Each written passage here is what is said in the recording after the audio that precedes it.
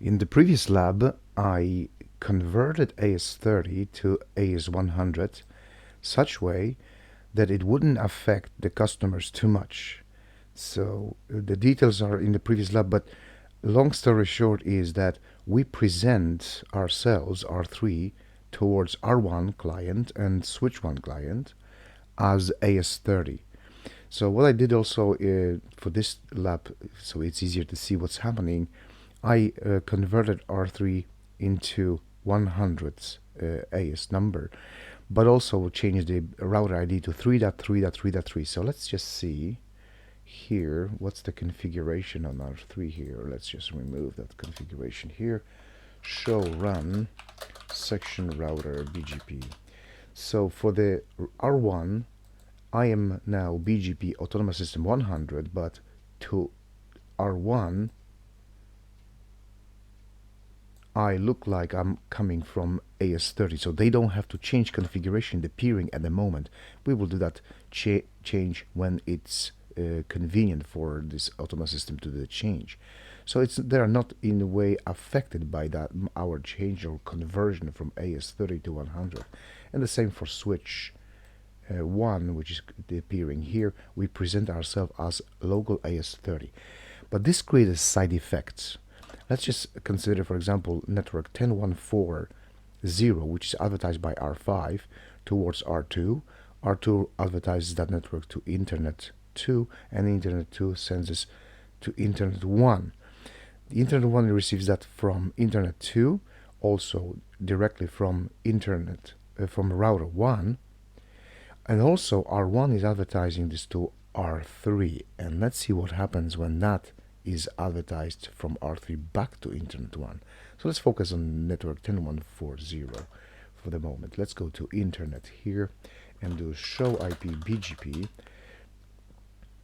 What we see here, let's just focus on that network, on that subnet.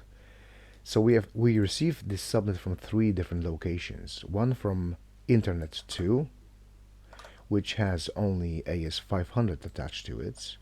We receive this directly from R1, which has AS500.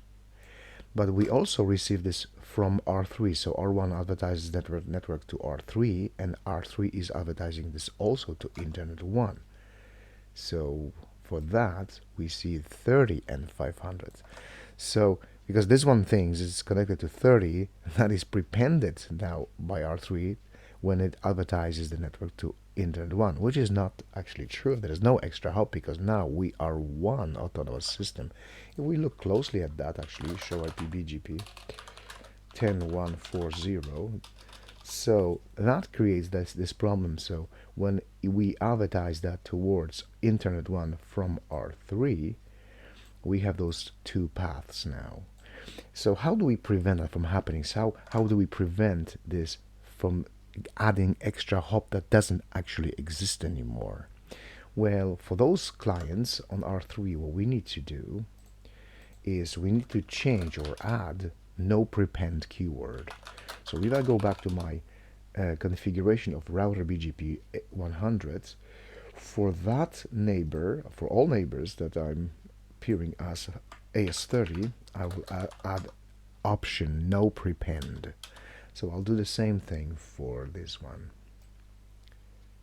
And when the path is advertised now, so that should do the trick. So let's see this configuration, final configuration. So when we create the local AS, we also add the keyword No-Prepend so that the situation I described does not happen. So if I go back to Internet 1 now and do the same thing actually, so for 10.1.4.0 we no longer see this extra hop when it's advertised by R3 towards us, and which actually makes perfect sense because we are now actually in reality a one autonomous system. So that's the solution to the problem of adding extra hop when something is advertised from the router that has local AS for its clients.